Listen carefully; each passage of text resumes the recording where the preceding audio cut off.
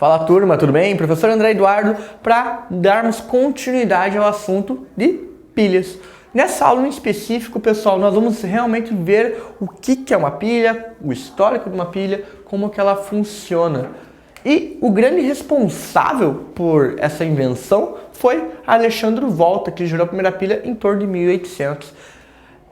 Basicamente, a pilha que Alexandre Volta gerou, ela tem um tamanho bem diferente daquilo que nós estamos acostumados nos nossos dias atuais. Alexandre Volta, ele pegou e empilhou, ele colocou diversas placas de zinco e cobre com um felcro imerso numa solução eletrolítica.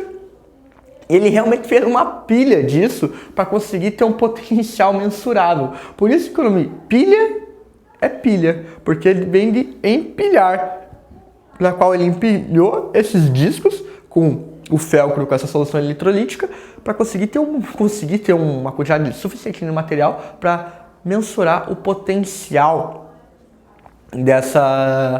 desse dispositivo. E baseado nisso, o dispositivo, como que funciona uma pilha? Ela basicamente é um dispositivo que utiliza do fluxo ordenado de elétrons promovidos pela reação de oxirredução. Aquele movimento de elétrons de um elemento que está oxidando para outro que está reduzindo, ele é o que faz com que a pilha funcione. Beleza, pessoal? Então, passando por esse breve histórico, a primeira pilha que a gente utiliza como modelo para estudar é a pilha de Daniell, pessoal. E como que ela funciona? Basicamente, ele tem essa representação aqui. Nós temos uma semicela de zinco e uma semicela de cobre, pessoal. A semicela de zinco, ela fica imersa numa solução de sulfato de zinco, enquanto que a semicela de cobre, ela fica numa solução imersa em sulfato de cobre. Ambas essas soluções, o sistema é fechado por uma ponte salina, que vai estar entrando em contato com ambas as soluções. E o que acontece? Através da oxidação do zinco e a redução do cobre, durante esse processo, esse fluxo ali, nós temos ali, por exemplo, no nosso esquema, um fiozinho que conecta a semicela de zinco com a semicela de cobre. Nós verificamos que esse fluxo de elétrons, ele gera energia ali, no caso, eletricidade, gera energia elétrica. Então, pessoal, é basicamente assim que funciona uma pilha. Através desse fluxo ordenado de elétrons da reação de oxidação para redução, na qual essa corrente elétrica ela acaba gerando energia, esse fluxo de elétrons acaba gerando energia elétrica, certo? Muito importante, como qualquer reação de oxirredução, um elemento tem que estar reduzindo, o que vai possuir um elemento tem que estar oxidando, é aquele que vai possuir menor potencial padrão de redução, potencial padrão de redução vai oxidar. E o outro elemento tem que estar reduzindo, e é aquele que vai possuir um maior potencial padrão de redução. Pessoal, muito importante, conforme ocorre a oxidação e a redução nesse sistema, ela funciona basicamente desse jeito. Você tem o eletrodo de zinco ali, que ele se torna o polo negativo, e o cobre, a semicela de cobre, o eletrodo de cobre, ele acaba se tornando um polo positivo. Por quê, pessoal? Vamos lá. O cobre vai receber elétrons, correto? Ele vai se tornar um polo positivo. E o zinco, o polo negativo. Por quê? Durante o processo de oxirredução, pessoal, lembra que eu comentei com você que a semicela vai estar imersa numa solução, no caso de zinco, vai estar numa solução de sulfato de zinco? Conforme esse zinco ele for oxidando, ele vai diminuindo e ele vai liberando íons de zinco na solução, vai liberando mais íons de zinco na solução ali de sulfato de zinco. Então, pessoal, devido a esse aumento da concentração de íons de zinco, a ponte salina lá acaba puxando ânions da ponte salina para essa solução. Por isso, pessoal, que a gente chama o polo negativo ali, que está puxando os ânions, de ânodo. Não entenda por quê? Porque ele se torna o polo negativo porque os ânions da ponte salina vão para essa solução, entendeu? Vão para ali. Porque existe uma maior concentração de íons de zinco na solução, dado a oxidação da barra de zinco, e os ânions da ponte salina são puxados para a solução ali de sulfato de zinco, que acaba sendo chamada de ânodo. Ânodo porque puxa os ânions da ponte salina, certo? Consegue entender? E o contrário, no cobre, por mais que o cobre esteja reduzindo, ele vira o cátodo, por quê? Porque conforme o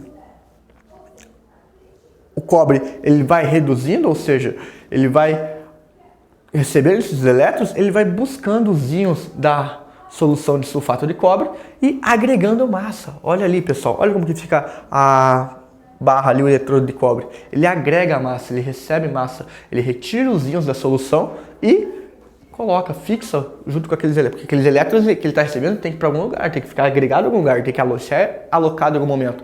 Então ele retira os íons de cobre da solução e agrega ali na barra. Então, como diminui a concentração de cobre, de íons cobre da solução, a ponte salina tem que enviar os seus cátions. De tal maneira, então, que o nome é cátodo, vem porque a ponte salina fornece cátions para a solução de cobre daí. Consegue entender a diferença? Porque às vezes é um termo que pode acabar confundindo. O ânodo recebe o ânodo porque a ponte salina fornece ânions para aquele polo, então polo negativo, por causa da ponte salina fornece esses ânions, uma vez que a concentração de zinco aumenta, dado a sua oxidação, a oxidação do seu eletrodo, enquanto que o cátodo recebe o nome de cátodo porque ele recebe cátions da ponte salina, dado que a concentração de íons de cátions é diminuída, dado que o eletrodo sofre redução. Então ele busca esses cátions da solução para serem agregados ali no seu eletrodo. Então, por isso que o nome é ânodo, por isso que o nome é cátodo, por isso que o ânodo é negativo, por isso que o cátodo é positivo, pessoal. Interessante pontuar isso para não confundir, beleza? Então, e como a gente representa isso sem ser um desenho, professor? Aqui, ó, pessoal, é muito comum vocês verificarem isso. A representação de pilhas é feita expondo primeiramente a reação de oxidação e depois, posteriormente, a reação de redução. No caso aqui da pilha de Daniell, nós temos o zinco sólido, concordo comigo, ele reduz, ou seja, ele oxida, o zinco sólido, ele oxida, cai íon de zinco na solução, que reage com o sulfato, o ânodo do sulfato, formando sulfato de zinco. Beleza, pessoal? As duas barras aqui na representação representam a ponte salina. O cobre, o sulfato de cobre, a reação do sulfato de cobre se tornando cobre é a reação de redução daí, uma vez que o sulfato de cobre, do sulfato de cobre, ele é requisitado para receber aqueles elétrons que estão chegando no eletrodo de cobre, formando cobre sólido. Beleza, pessoal? Conseguiu? Olha aqui como está a representação. Se vê numa questão, se vê numa prova, vai entender? Primeira parte, a reação de oxidação. Segunda parte, a reação de redução. As duas barras no meio, a ponte salina, pessoal. Tranquilíssimo. Bora lá, então. Uma equação global de uma pilha, pessoal. Vamos calcular isso agora. Vamos por partes. Então, uma pilha ali, por exemplo, de cobre com ferro 3, utilizando a tabela de potenciais de redução. Você sabe, pessoal, que, olha aqui, ferro está perdendo aqui, ó. O ferro, ele está ferro 0 indo para ferro mais 3, perdendo 3 elétrons. Enquanto que o cobre, ele recebe 2 elétrons, se tornando cobre sólido. Qual que é o potencial de redução de cada uma das equações? Nessa equação do ferro é mais 0,04 volts. Enquanto que na reação do cobre mais 0,34 volts. Primeira coisa que tem que fazer. No ferro, nós estamos trabalhando com quantos elétrons? 3 elétrons. No cobre, 2 elétrons. 2 elétrons. Então, identificar que a gente vai ter que fazer um equilíbrio nos elétrons ali. Segundo ponto muito importante. Na realidade, esse seria o ponto mais importante. Primeiro, identificar quem que vai reduzir e quem que vai oxidar. Quem que possui maior potencial de redução? O cobre. Então, ele vai ser o responsável por reduzir. O ferro vai oxidar, porque ele tem o menor potencial de redução. Beleza? Visto isso, vocês vão realizar um equilíbrio dos elétrons, ou seja, multiplica ali 3 vezes 2, que é a quantidade de elétrons do cobre, e 2 vezes 3, que é a quantidade de elétrons do ferro. Então, você sabe que vai trabalhar com quantos elétrons? 6 elétrons. Então, aqui, ó, a reação total ali que tem que ser feita. Você sabe que 2 ferros sólidos, eles vão se tornar 2 ferros mais 3, gerando 6 elétrons. Consegue ver isso? Você multiplica a equação, olha lá, ó, 2 ferros, 2 vezes ferros, se tornando 2 ferros mais 3, cátion trivalente, gerando 6 elétrons. E você multiplica a reação do cobre também, a reação catódica, na qual 3 cobres mais 6 elétrons, gerando 3 cobres sólidos. Visto isso, você faz a equação global, pessoal, que está lá, ó, 2 ferros com mais 3 cobres divalentes, cátion trivalente, gerando 2 ferros cátion trivalente mais 3 cobres monovalente, sem carga. Beleza? Viu como calcula a reação global? Visto isso, pessoal, a gente tem que ver também algo que é muito importante, que é a diferença de potencial de redução numa pilha, a DDP, ou o delta potencial de redução. Quando a DDP é maior do que zero, a gente sabe que essa reação é espontânea. Quando a DDP é menor do que zero, a gente sabe que a reação não é espontânea. Entendeu, pessoal?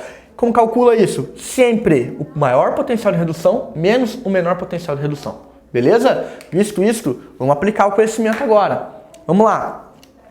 Assinar a opção que contém, respectivamente, a DDP, o ânodo, o cátodo e o número de elétrons envolvidos na reação global da pilha galvânica padrão de zinco e cromo, pessoal. Vamos dar uma olhada lá, então. Potencial padrão de redução do zinco. A gente vê aqui, ó, zinco 2+, recebendo elétron, ou seja, então está reduzindo, se tornando zinco. Potencial padrão de redução dele, menos 0,76 volts. Do cromo.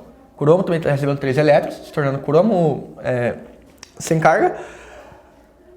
Potencial padrão de redução dele, menos 0,74 volts. Beleza? Então, primeira coisa, DDP lá, calcular a variação, delta, potencial padrão de redução.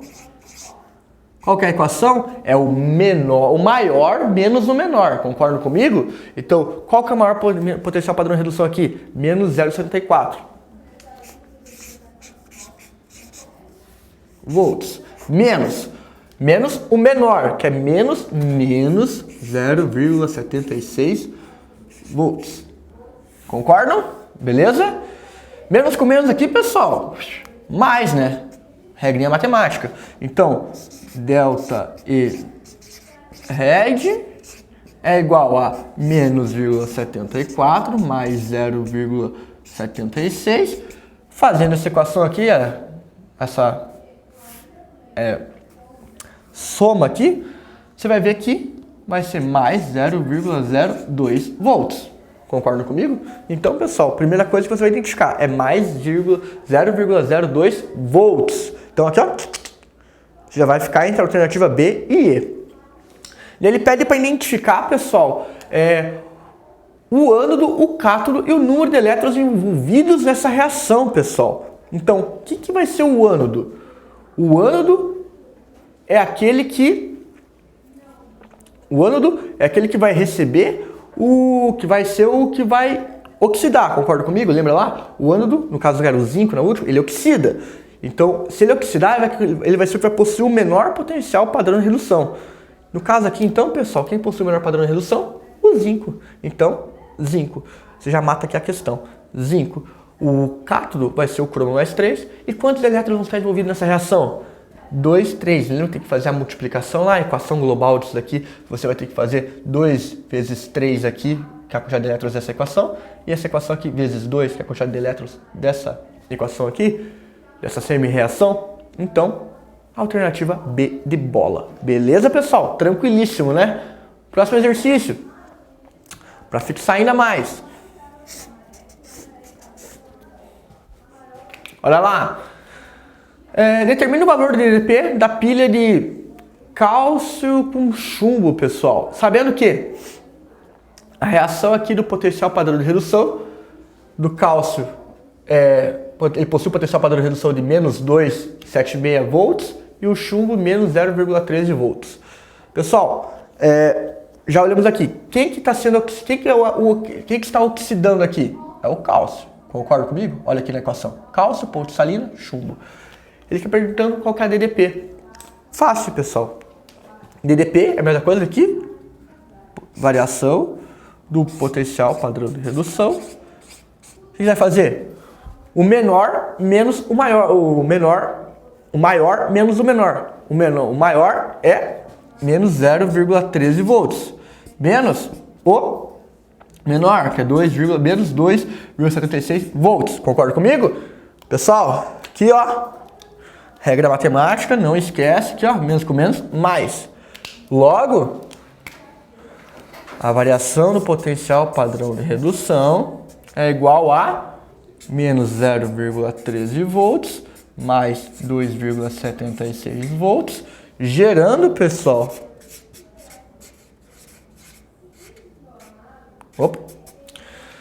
2,66 menos 0,13, pessoal, vai dar 2 positivo, né?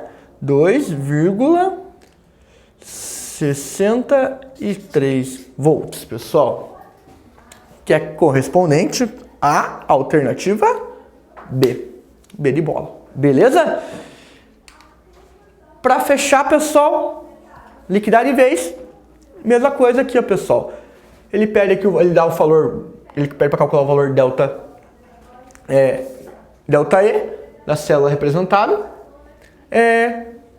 Temos a equação ali global, dois íons de prata com magnésio, gerando depois ali 2 átomos de prata com 2 íons de magnésio. Correção de potenciais padrão de redução, fornece esses potenciais padrão, e ele pede para calcular o ΔE. Mesma coisa, pessoal. Você tem o maior menos o menor. Então, para finalizar,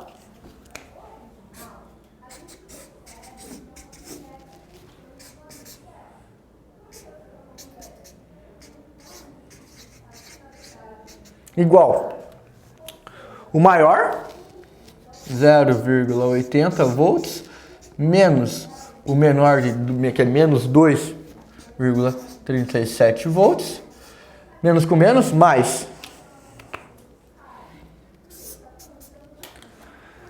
mais 2,37 volts com mais 0,80, você vai ver que vai dar 3,17 volts, se eu não me engano, 3,17 volts.